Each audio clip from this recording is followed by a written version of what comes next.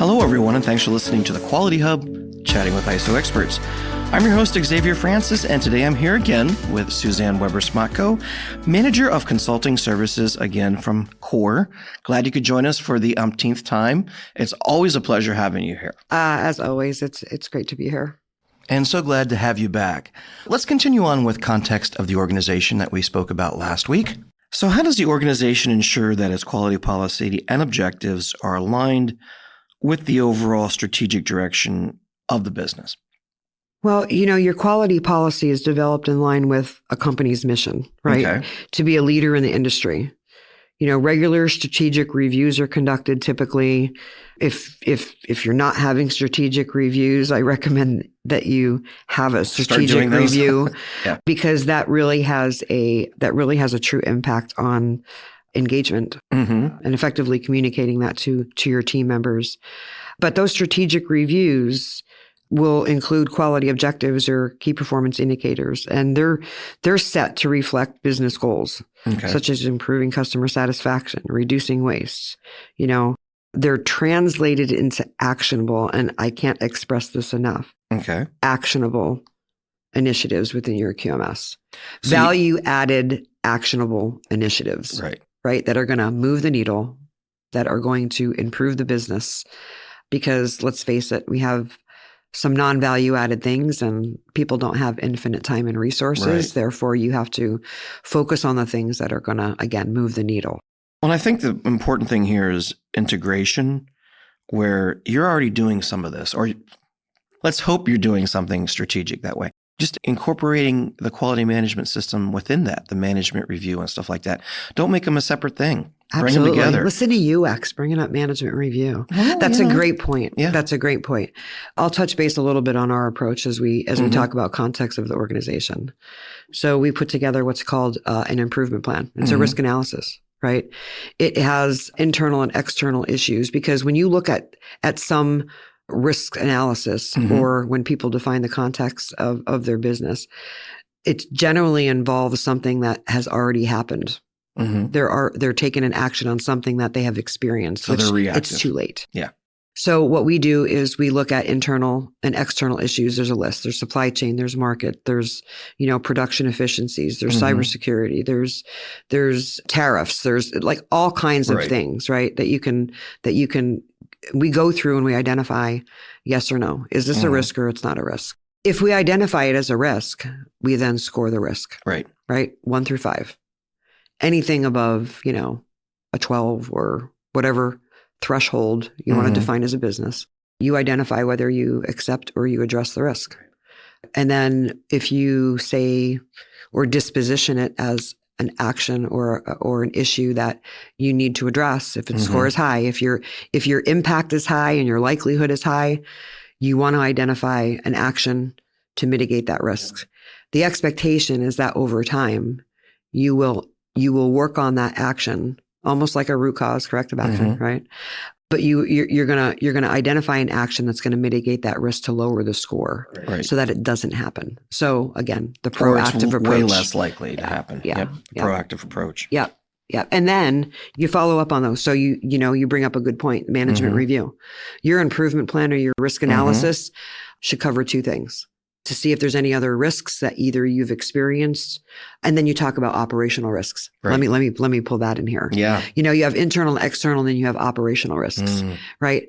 But you should be talking about 2 things. You should be talking about initially, are there any updates to our risks? And then what actions are we taking to mitigate our risks? Because they're all important to the business. If you've scored them high, you should probably do something about it. You got to look at them. Yeah. So what processes are in place for periodic reviewing and updating the organization's context and the needs of the interested parties involved? Well, you got the quarterly management review or semi-annually or yearly, whatever frequency you determine that you want to have your management reviews, where you're discussing changes in the business environment. You're talking about stakeholder or interested party needs. You're assessing internal performance, based on whatever it is that you're measuring. Additionally, feedback from key customers, market data, they're all collected to update the context of the organization and make the necessary adjustments to the QMS. I would like to point out that this is the reason why new standards require leadership's commitment. Mm-hmm. They are the people that understand the market and sales. They are the people that understand the technology. So this is a collaborative effort discussion during management review to make sure that everybody's strategically aligned. Yeah, yeah. Moving on to something that actually relates to that, how can you communicate and collaborate between the different functions, departments, and external partners to address that? You talked about management review, but what about after that? This is kind of near and dear to my heart, this portion, just because I educate a lot of companies with regards to cross-functional teams that work on projects related to quality improvements. At the most strategic level of a business, you should have identified initiatives. People like to think quality improvements just pertains to quality. Right. It's the overall business is what we're talking about.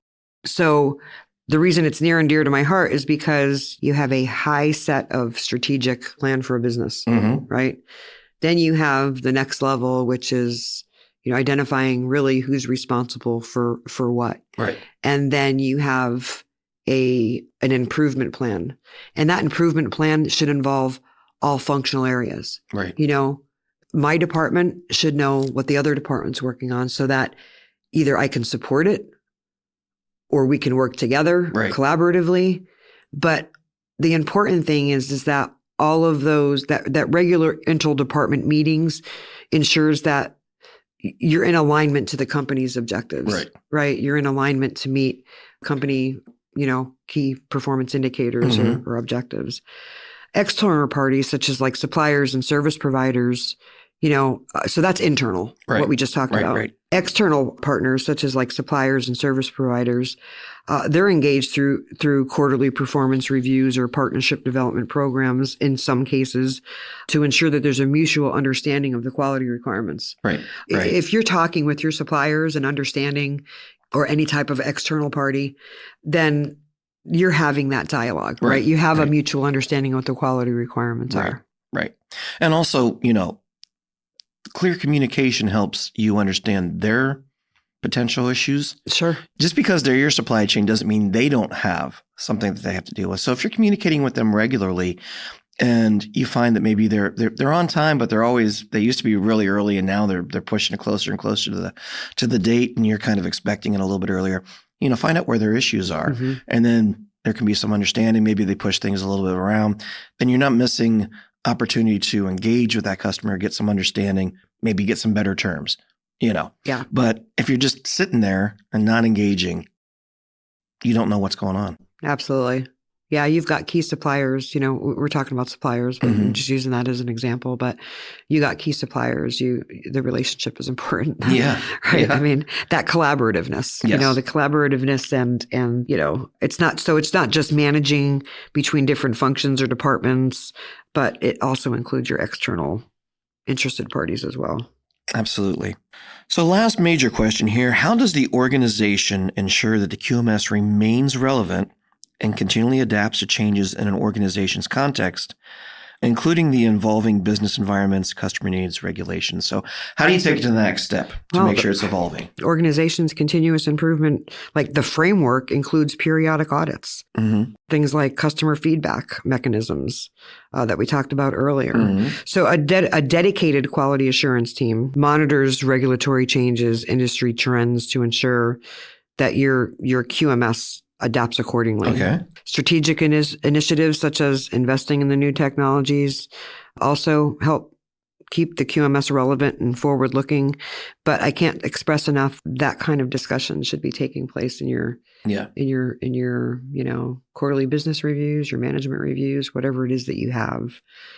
So it's always evolving. It's never never stagnant. Yeah, and the discussions don't necessarily mean that you have to take immediate action of a yay or nay. Like, let's say what's big now is an AI. Everybody's looking at AI. How can it, people are worried it's going to take this job. It's going to change the face of everything. Well, I know we're embracing it here in some respects, but you have to have a discussion about it. Yeah. When you can't be blind to it and just say, nope, we're not going to look at that. Educate yourself. Right. Educate yourself. Talk about it. Is it something we need to look into? Is it a danger? Is it a possible, hey, we could utilize this? And it doesn't necessarily mean that you're going to reduce employees. It could be where if you can use AI here, you can use these employees in other places for another product line, perhaps. More R&D, looking at those things. Doesn't necessarily mean that it's not a good thing sometimes in utilizing that. It's innovation, X, really. Yeah, it's really innovation. You'll get left behind if you're not innovative to some degree. Yeah. But yeah, I think it's good discussion. Context of the organization is not understood very, very clearly. But again, in a nutshell, it's understanding what your business risks are, understanding your business, and not just understanding it, having it documented and having some actionable items to it.